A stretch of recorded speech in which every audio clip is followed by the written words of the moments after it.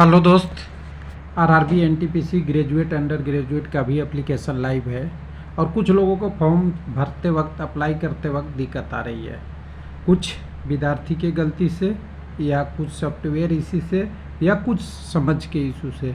तो हम लोग ऑलरेडी पहले बात कर रखे हैं कि अगर आप गलत आरआरबी सेलेक्ट करेंगे, यानी पहला कारण ये है कि अगर गलत आरआरबी सेलेक्ट करते हैं, वहाँ पे आपकी कम्युनिटी का पोस्ट नहीं है तो आपका फॉर्म अप्लाई नहीं होगा कई कारणों में, क्योंकि आपकी पोस्ट प्रायोरिटी ही नहीं आएगी शायद। अगर आ भी गई तो आपका बाद में सिलेक्शन नहीं होगा। तो अगर ऐसा हो रहा है तो आप एक बार सतर्क हो जाइए, ध्यान दीजिए। दूसरा, इंश्योर योर एलिजिबिलिटी एज पर क्राइटेरिया गिवन फिर पोस्ट पैरामीटर टेबल 1 और वैकेंसी टेबल बी और एज रिलेटेड 5.2, 5.0 एंड 5.2। ये सारा आपको देखते हुए ही फॉर्म भरना है। और इतना लिखने के बाद भी कैंडिडेट को अगर नहीं समझ में आ रहा था, थोड़ा सा आपको अटेंशन ज़्यादा देने की ज़रूरत है। ये नहीं कह रहा हूँ कि सबको समझ ही आ जाता है, लेकिन आपने आरआरबी एक बार चूज कर लिया है तो आरआरबी तो आपका बदलेगा नहीं। आरआरबी बदलेगा नहीं तो आपके लिए तो ये समस्या का घड़ी हो गया है। तो हर विद्यार्थी को मैं कह रहा हूँ कि ऐसी गलती नहीं कीजिए। फॉर्म भरने से पहले आपको पूरी फॉर्म में वैकेंसी टेबल देखना बहुत ज़रूरी है। कम वैकेंसी है, कई सारे आरआरबी में आपकी कम्युनिटी का पोस्ट ही नहीं है। अगर कम्युनिटी का भी पोस्ट है तो कैसे कहाँ चला जाएगा उसको मैं दिखाऊंगा, आपको समझाऊंगा। तो सबसे पहले देखिए, कैंडिडेट का कमेंट आ रहा है, शायद इन्होंने हमें इंडिविजुअल भी किया है और बताया है कि मैं रेलवे में जॉब करता हूं। तो यहाँ पे आपको देखिएगा कि इन्होंने कहा है कि मैं जब अप्लाई कर रहा हूं तो ऐसा ऐसा शो कर रहा है कई सारे कारणों में, और कई सारे कैंडिडेट कर रहे हैं। यस सर, मेरा भी शो कर रहा है ये वाला। आरआरबी कोलकाता से अप्लाई इन्होंने किया है और आरआरबी कोलकाता में कह रहा है फाइनल एजुकेशनल क्वालिफिकेशन करके फाइनल कर रहे हैं। तो लिख रहा है कि you are not eligible for any the post under selected RRB. हो सकता है नहीं हो, एज के कारण से आपकी पोस्ट पैरामीटर ना हो या आपकी एजुकेशनल क्वालिफिकेशन का कुछ इशू हो। बिल्कुल सिंपल सा इशू है। तो इसको ख़त्म कैसे कर सकते हैं? सबसे पहले तो इन्होंने 5.12 के लिखा। 5.0 में एज लिमिट को आप देखेंगे तो एज बार सबका दिया हुआ है। यहाँ पे आपका डेट ऑफ बर्थ अगर यूआर और ईडब्ल्यूएस में है और आपके 92 से पहले है, 2/1/92 से पहले है, तो आप अप्लाई नहीं कर पाएंगे। ठीक है। उसी तरह ओबीसी में होंगे तो आप 89 से ऊपर, 2/1/89 से ऊपर नहीं भर सकते हैं। एससी एसटी में होंगे तो 2/1/87 से ऊपर नहीं।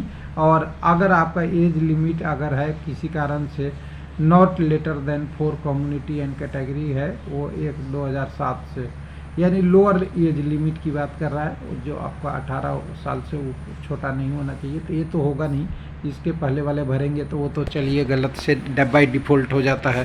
तो ये तीनों पैरामीटर आप देख लीजिए एक बार। तो कुछ कैंडिडेट कह रहा है कि इससे पहले का डेट बर्थ हो तो मैं क्या कर सकता हूँ।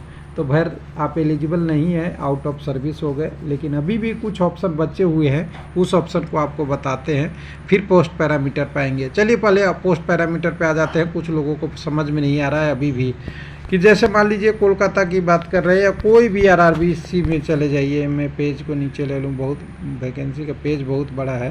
हाँ, तो यहाँ पे अगर ले लीजिए कोई भी आरआरबी ले लीजिए आप। कोलकाता के एसी का उनका कहना था, और भी कोई भी आरआरबी में आप जा सकते हैं, कोई दिक्कत नहीं है। मालदा आ गया, कोलकाता आ गया। अब यहाँ पे देखिए अंडर ग्रेजुएट वाला है, इन्होंने भरा होगा कॉमर्शियल क्लर्क या कोई का। तो मान लीजिए एसी का, देखिए एसी का इन्होंने भरा होगा और एसी में सबका पोस्ट है। तो आपको यह है कि एसी में सब पोस्ट है तो आप इसमें भर सकते हैं। ग्रेजुएट होगा तो अलग होगा, अंडर ग्रेजुएट का अलग होगा। लेकिन उस समय भरते वक्त ध्यान देना चाहिए कि एसी के लिए कितनी सीटें हैं।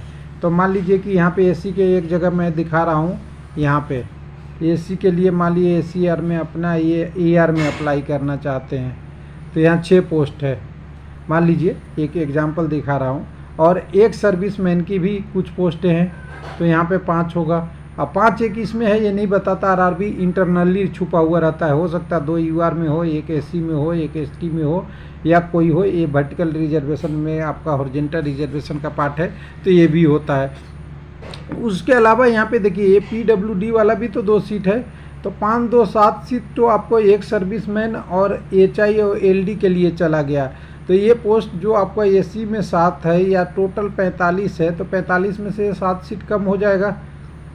वो सीट कई जगह पे आपको ऐसा हो जाएगा कि ये मान लीजिए आपकी पोस्ट जितनी कम्युनिटी है उसी का सीट ज़्यादा पड़ा हो एलडी और पीडब्ल्यूडी या एक सर्विस में, तो वो आपके लिए दिक्कत आ जाएगा।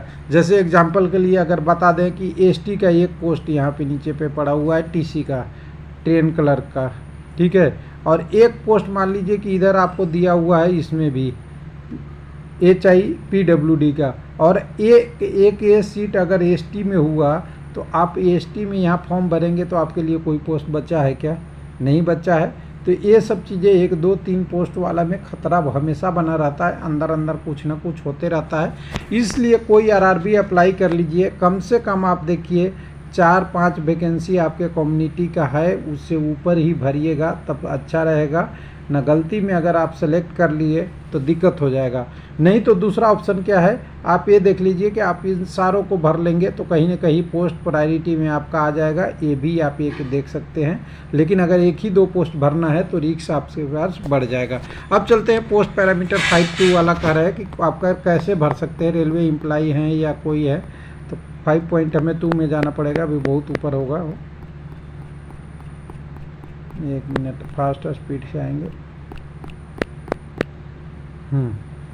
यहाँ पे 5.2 में, तो 5.2 में देखिए ये बेनिफिट आपको जोड़ के है एज रिलैक्सेशन के साथ। ये नहीं सोचिए कि 33 तक दिया है, पहले 30 तक ही होता, तो 33 तक दिया है तो ये रिलैक्सेशन के साथ है। ओबीसी का रिलैक्स करके 89 किया हुआ है और एसटी का रिलैक्स करके दिया हुआ है, जितना रिलैक्स हो सकता है गवर्नमेंट के रूल से। लेकिन अगर आप रेलवे एम्प्लॉई थे तो आपको ये पैरामीटर आपको भरना चाहिए आपके फॉर्म भरते हुए। अगर रेलवे में आप काम कर रहे हैं तो स्टाफ विथ मिनिमम 3 साल का, 3 साल से अगर काम कर रहे हैं, वो कैंडिडेट बोले कि मैं 2023 से हूँ, तो 23 वाला तो कैंडिडेट को 3 साल रेलवे एम्प्लॉय काउंट ही नहीं होगा, तो फिर भी आप नहीं भर पाएंगे। अगर आपने 3 साल जॉब करे रहते तो आपको बेनिफिट मिलता, UREWS में आपको 7 साल का बेनिफिट मिल जाता, 40 तक भरते। OBC में रहते तो आपको फिर से जो 3 साल OBC का प्लस 7 साल और मिलता, तो आप 43 तक भर सकते हैं, और SC ST में रहते हैं तो आप 45 तक भर सकते थे। लेकिन उसकी कंडीशन ये है कि आपकी 3 ईयर सर्विस होनी चाहिए। उसी तरह PWD में रहते तो बेनिफिट होता, उसी तरह आपका एक सर्विसमैन रहते तो वो बेनिफिट अलग होता है, सारा अलग अलग। उसके बाद आपका ये 3 और 5 साल वाला ऑलरेडी उसमें जुड़ा हुआ है, ऐड किया हुआ है, इसलिए इसकी बात अलग से नहीं मिलेगी। तो ये सारा कंडीशन जो था मैं आपको बता दिया। बाकी आप कैंडिडेट हैं, फॉर्म भरते वक्त ये देखिए कि ये सारा चीज़ें आप फुलफिल कर रहे हैं तभी अप्लाई कीजिए। नहीं तो RRB चूज एक बार आपने चॉइस कर लिया तो उसको चेंज करने का ऑप्शन नहीं है। कुछ लोग क्या करते हैं, एक बार एक RRB से आधार कार्ड से भर दिए और दूसरी बार भर देते हैं आपका ड्राइविंग लाइसेंस या आपका पैन कार्ड या कोई और डॉक्यूमेंट से जो अलाउ करता है, तो ये गलत हो जाता है। आधार फिर आपका वेरीफाई नहीं होगा। हालांकि एग्ज़ाम सेंटर पे उस आधार से करेंगे तो हो सकता है आपके पास दिक्कत भी आए, नहीं भी आए, दोनों चीज़ हो सकती है, यानी एक रिस्क फैक्टर बन जाएगा। तो रिस्क फैक्टर से बचने के लिए आप RRB को सही चूज कीजिए। थैंक यू, धन्यवाद।